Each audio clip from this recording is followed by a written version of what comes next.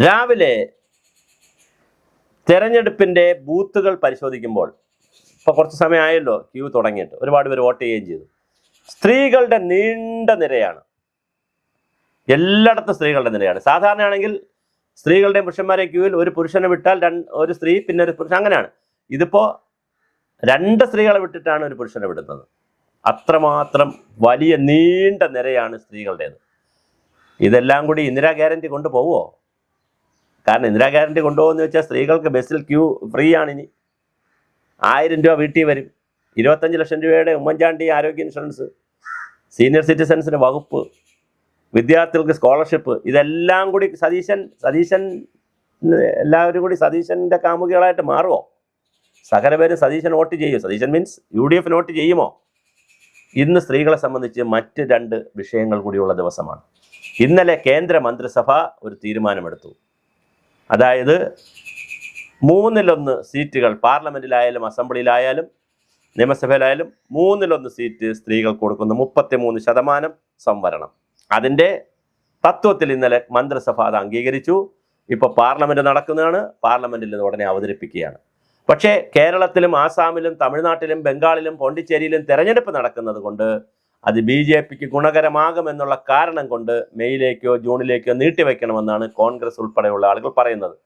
പക്ഷെ കൃത്യമായ രാഷ്ട്രീയം കൂടി കണ്ടുകൊണ്ട് തന്നെ ആയിരിക്കാം മോദി ഇതിനെ ഇറങ്ങിപ്പുറപ്പെട്ടിരിക്കുന്നു. 2027 UP ഗവൺമെൻറ്റിൻ്റെ തെരഞ്ഞെടുപ്പിലോ 29 പാർലമെൻറ്റ് തെരഞ്ഞെടുപ്പിന്, എന്തായാലും 29 പാർലമെൻറ്റ് തെരഞ്ഞെടുപ്പിന് നിർബന്ധമായും കേരളത്തിലും ഇന്ത്യയിലും 33% സ്ത്രീകൾ പാർലമെൻറ്റിലും അസംബ്ലിയിലും വരും. അതൊരു അത്ഭുതമാണ്, ലോകാത്ഭുതമാണ്. ലോക ചരിത്രത്തിൽ ഇതുവരെയുള്ളൊരു അത്ഭുതമാണ്. ഗ്രീക്കിൽ നിന്നാണ് ജനാധിപത്യം ഉദയം ചെയ്യുന്നത്. ആ ഗ്രീക്കിൽ ഉദയം ചെയ്യുമ്പോൾ പോലും സ്ത്രീകൾക്കും പിന്നെ ഒരു പർട്ടിക്കുലർ ലെവലിൽ വരുമാനം കുറഞ്ഞവർക്കും ഒന്നും വോട്ടില്ലായിരുന്നു, ആ സ്ഥാനവും ഇല്ലായിരുന്നു. അതെല്ലാം മാറി ഇവിടെ ജനാധിപത്യത്തിൻ്റെ വസന്തകാലമാണ് വരാൻ പോകുന്നത്. അപ്പോൾ കേരളത്തിൽ 20 സീറ്റാണ് ഇപ്പോൾ പാർലമെൻറ്റ് സീറ്റുണ്ടെങ്കിൽ അത് 30 സീറ്റായി മാറും. 10 സീറ്റ് സ്ത്രീകൾക്ക് ധൈര്യമായിട്ട് ബിന്ദു കൃഷ്ണയ്ക്കും ജബി മേത്തറിനും അതുപോലെ തന്നെ നമ്മുടെ ഷമാ മുഹമ്മദിനും ഷാനിമോൾ ഉസ്മാനും പിന്നെ ദീപ്തി മേരി വർഗീസിനൊന്നും ഇനി കരയേണ്ട. 10 സീറ്റാണ് പറഞ്ഞത്. ഇനിയിപ്പോൾ അവസാനം സ്ത്രീകളെ തികയുമോ എന്നറിയില്ല. രമണി പി നായരും ഒക്കെ ഉണ്ടല്ലോ സ്ത്രീകളെ. ഞാൻ കോൺഗ്രസിൻ്റെ പേരുള്ളത്, ഇപ്പുറത്ത് CPMൻ്റെ എടുത്താലും ശ്രീമതി ടീച്ചറോ TN സീമയോ അങ്ങനത്തെ സുജാതയോ അങ്ങനെ ആർക്കും ഇനി കരയേണ്ട. എല്ലാവർക്കും സീറ്റുണ്ട്. 10 സീറ്റാണ് പാർലമെൻറ്റിൽ കൂടുതൽ വരുന്നത്. അസംബ്ലിയിലാണെങ്കിലോ അത് സഹിക്കാൻ പറ്റില്ല. കാരണം ഞാനൊരു സന്തോഷം കൊണ്ട് പറഞ്ഞാണ്. അതായത് അവിടെ 257 140 എന്നുള്ളത് 140ഉം 260 മാറുകയാണ്.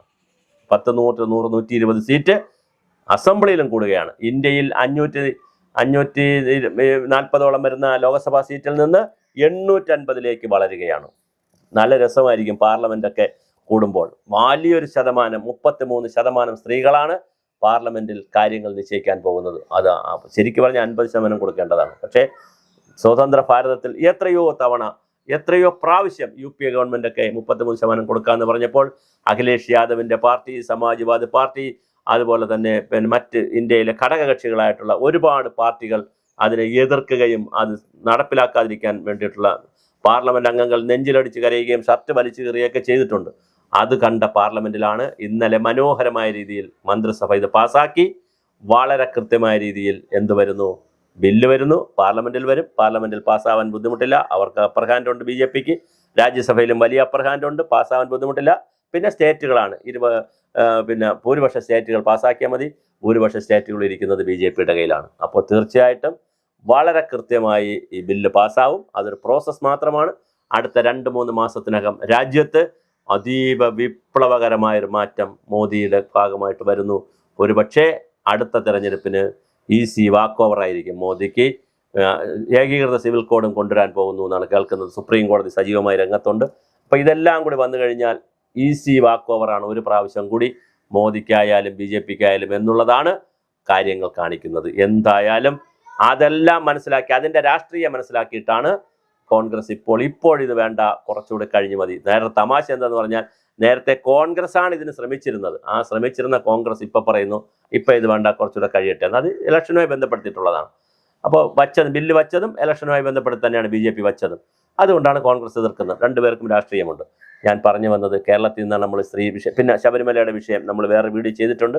അതും ഇത് വിശ്വാസികൾക്ക് അനുകൂലമായി, വിശ്വാസികളായിട്ടുള്ള ആളുകൾക്ക് അനുകൂലമായ ഒരു വിധിയിലേക്കാണ് സൂചനകൾ കാണിക്കുന്നത്. എന്തായാലും കേരളത്തിൽ വനിതകൾ വലിയ തോതിൽ വോട്ട് ചെയ്യുന്നുണ്ട്. ആ വനിതാ വോട്ടർമാരുടെ വോട്ട് വളരെ കൃത്യമായി അത് UDF അനുകൂലമാകാൻ സാധ്യതയുണ്ട്. അതുപോലെ BJPക്കും അനുകൂലമാകാൻ സാധ്യതയുണ്ട്. എന്തായാലും LDF അങ്ങനെ വലിയ സാധ്യത കാണുന്നില്ല. പക്ഷേ LDF 2000, 4000 രൂപ ക്ഷേമ പെൻഷനുകൾ, സാമൂഹ്യക്ഷേമ പെൻഷനുകളായി ആളുകളുടെ അക്കൗണ്ടിലേക്ക് ചെന്നിട്ടുണ്ട്. അതുകൊണ്ട് വയസ്സായ സ്ത്രീകളൊക്കെ എങ്ങനെയാണ് എടുക്കുക എന്ന് നമുക്കറിയില്ല. എന്തായാലും വളരെ രസകരമാണ്. സ്ത്രീകൾ തീരുമാനിക്കുന്നൊരു തിരഞ്ഞെടുപ്പാണ്. ഏറ്റവും കൂടുതൽ വോട്ടർമാർ സ്ത്രീകളാണ്. 1,52,00,000 സ്ത്രീകളുണ്ട്. പിന്നെ 1,30 ലക്ഷത്തിനകത്ത് വരുന്ന പുരുഷന്മാരെ വോട്ടർമാരായിട്ടുള്ളൂ. അപ്പോൾ എന്തായാലും സ്ത്രീ വോട്ടർമാർ തീരുമാനിക്കും കേരളത്തിൽ ആര് വരണമെന്ന്. ഇനി സ്ത്രീകളുടേതാണ് ഇന്ത്യ.